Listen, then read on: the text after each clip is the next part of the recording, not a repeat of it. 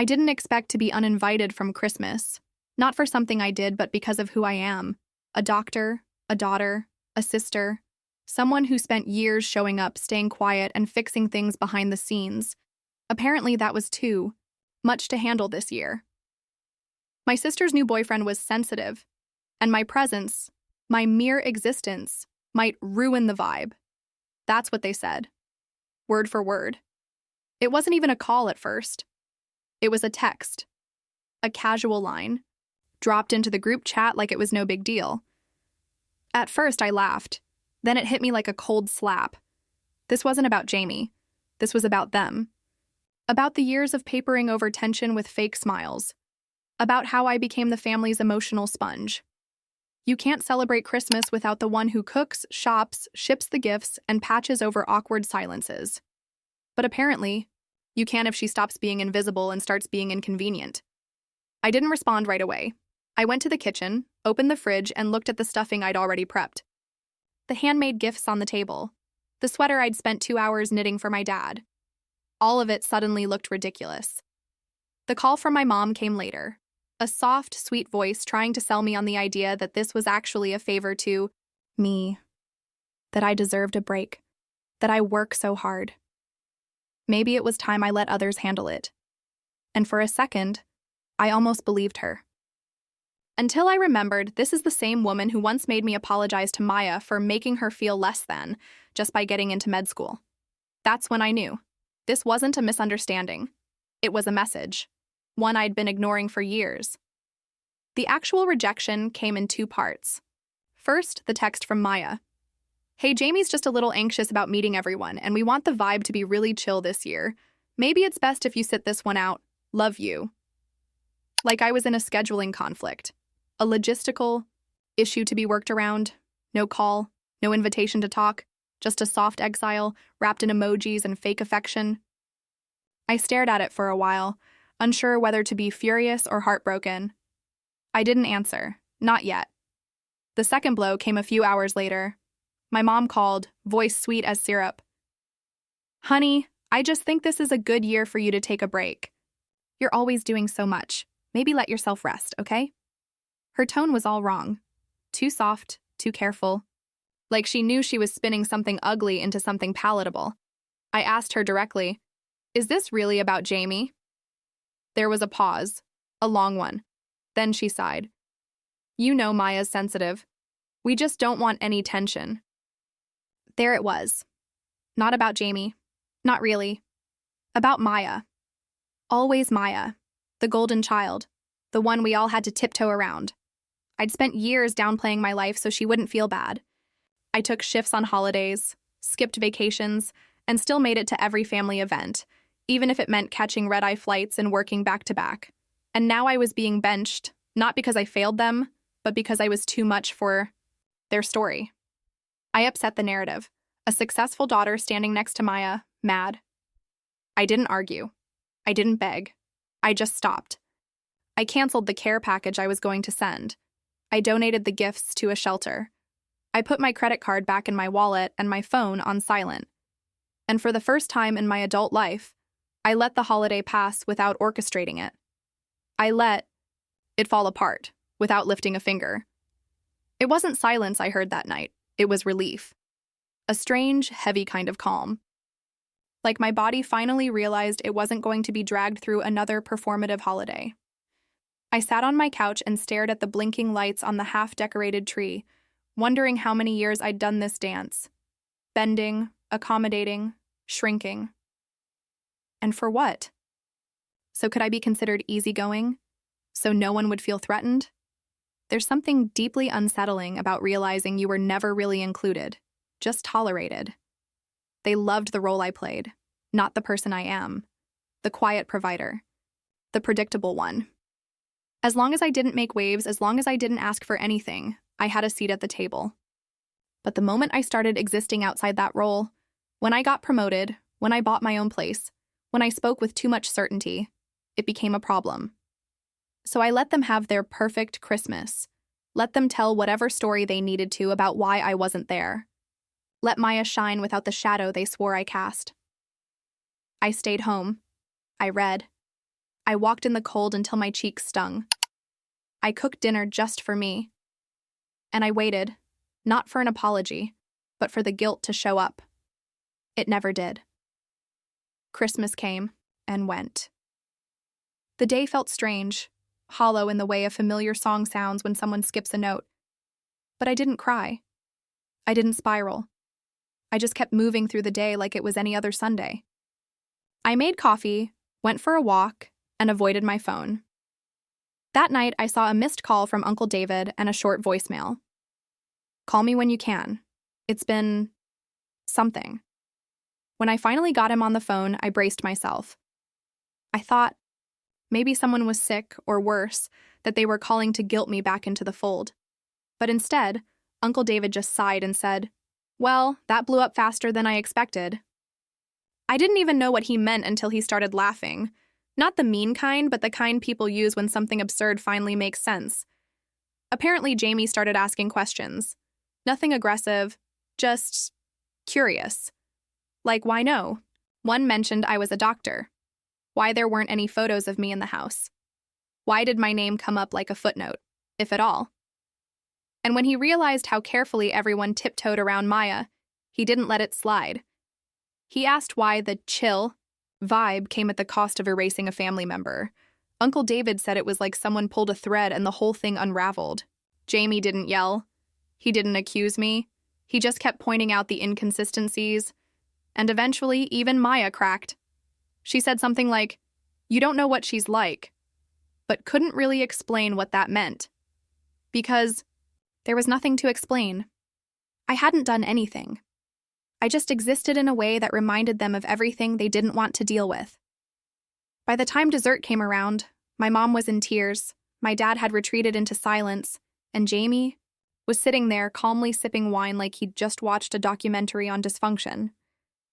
That was the first time anyone in that house had been forced to look at me without the usual filters. And I wasn't even there. I couldn't help but smile. Not because I wanted chaos, but because for once, I wasn't the one explaining myself. I wasn't the one defending or clarifying or trying to keep the peace. I had stepped away, and the truth spoke for itself.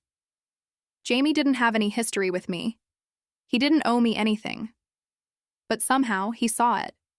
He saw through the act, the curated version of our family that only worked when someone like me played the scapegoat.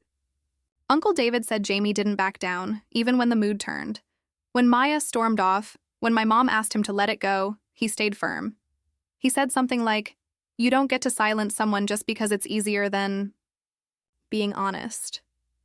That line stuck with me. It echoed in my head for days after.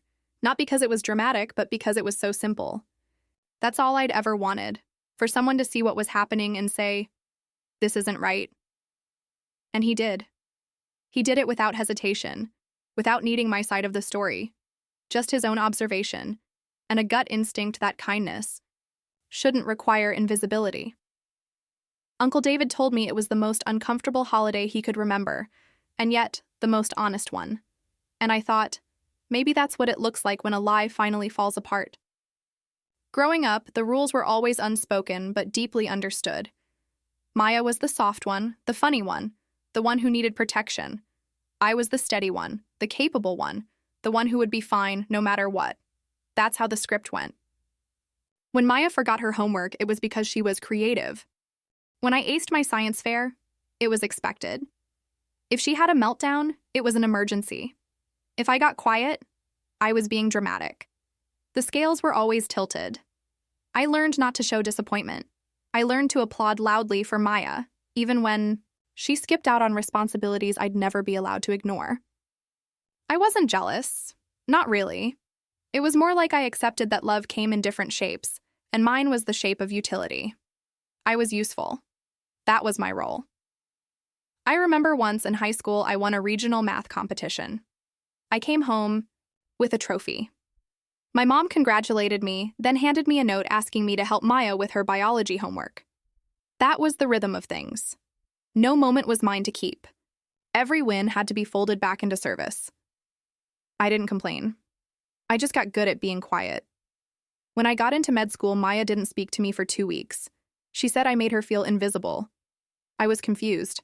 How could my success erase her? But my mom took her side. She told me to be more sensitive, to apologize for rubbing it in. So I did. And I think that was the moment something hardened in me. Not anger, just clarity. I understood that in our house, reality could be reshaped to protect feelings, but only certain people's feelings. And over the years, it just kept going. Maya bounced between jobs, had dramatic breakups, leaned on my parents for everything. I stepped in where I could, paid for things when I shouldn't have, rearranged my schedule for her emergencies. No one ever asked if I was okay. They just assumed I was. I think they needed me to be okay so they wouldn't have to look too closely at how much they were asking of me. And that's the thing. When you're the one who's always strong, they stop seeing you as someone who might need anything. You become the default problem solver, the fixer, the one who adjusts. There's no room for your own mess, your own sadness, your own needs. You're not a person to them.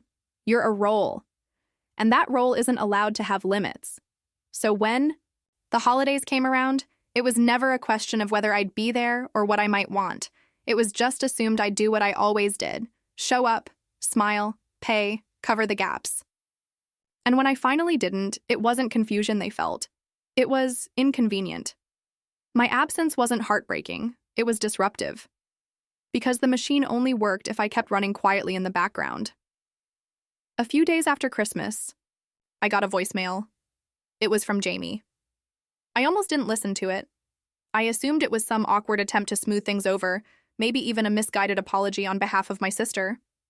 But his voice caught me off guard. It wasn't rehearsed. It wasn't performative, he just sounded clear. He said, "Hey, I know we've never really talked, and I don't even know if this is okay to say, but I wanted you to know something. That whole situation, it felt wrong. I kept hearing your name like it was this burden. But I looked you up. You're a surgeon. You volunteer.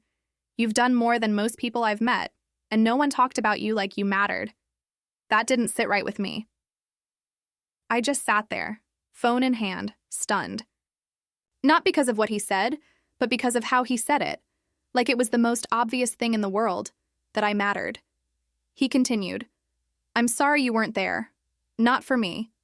For you. Because I think they lost something when they pushed you out. And I think you're the kind of person people should be proud to know." There was a pause. And then he ended with, "You didn't deserve that. Any of it.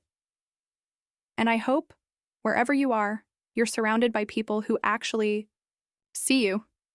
Click. I didn't realize I was crying until the message ended. It wasn't sadness. It wasn't even joy. It was a relief. Someone saw the thing I'd been carrying for years. Not just saw it, but named it. Without me having to explain, justify, or soften the edges. Jamie didn't love me. He didn't even know me. But in a single message, he gave me more honesty than my own family ever had. And what really stayed with me wasn't just what he said. It was that he didn't need me to validate it back. He didn't follow up. He didn't ask for a conversation. He wasn't trying to fix anything or make himself look good. He just spoke the truth and let it sit. That's the part that broke something open in me. The quiet confidence in his words. The absence of obligation, the way he simply offered clarity like it was the most natural thing. I'd spent my whole life trying to earn moments like that. Those few words of acknowledgement, recognition. I'd pushed myself to breaking points thinking maybe, just maybe, if I worked harder or smiled bigger or gave more, someone in my family would finally say, "We see you." And here was Jamie, someone completely outside that system, doing it without hesitation. His words were like a mirror I didn't know I needed. They didn't change what happened, but they changed how I saw myself in it. For the first time in a long time, I didn't feel invisible. I felt real. The backlash started with a flood of messages. First from my mom, long, winding paragraphs about how families aren't perfect, how everyone said things they didn't mean, and how it was time to come together and move on. Then my dad, who rarely texts at all, suddenly became very interested in setting the record straight. There were emails too, threads of them, subject lines like, "Can we talk?" and "Let's fix this." But the tone wasn't remorseful. I panicked. defensive. They weren't sorry for what they did. They were sorry for how it looked. I became the problem again, just in a different way. Not for showing up, but for stepping away. For letting the silence speak louder than any argument I could have made. Maya even reached out. Her message was short. I know you're mad, but this is bigger than you. Can't you see that? It took me a few minutes to process what she meant. Bigger than you. She meant her reputation, her relationship, her image. It had nothing to do with what I felt or experienced. She wasn't worried about me. She was worried that Jamie had seen too much, asked too many questions, and that I hadn't played my usual role of smoothing things over. They wanted me back, but not really. They wanted the version of me who apologized quickly, who fixed things without being asked, who knew how to swallow her feelings so others didn't have to face theirs. But that version of me was gone, or at least not available on demand anymore. I didn't respond. Not right away. I read every message, sat with every word, and then I deleted them, not out of spite, but because I recognized the pattern. It was the same playbook, the same cycle, and I was done playing my part in it. It's strange how quickly concern turns to control when you stop being convenient. The warmth in their messages was laced with urgency, like they were racing to patch a hole in a sinking ship, not because they missed me, but because my absence was causing discomfort they didn't know how to sit with. They weren't reaching out to reconnect. They were reaching out to reset the narrative. They said things like, "Let's not let this ruin everything," and "We've all made mistakes." But none of them named theirs. No one acknowledged the actual choice they made, to exclude me, to diminish me, to lie, and then expect me to help cover the fallout. It was like being gaslit in broad daylight. They wanted me to believe this was just a misunderstanding, a misstep, something easily smoothed over if I would just come back. But I couldn't, not because I was angry, but because I had finally found clarity. And I wasn't willing to trade that for belonging that came with a cost. Not again. About a week later, they showed up at my apartment. No warning, no heads up.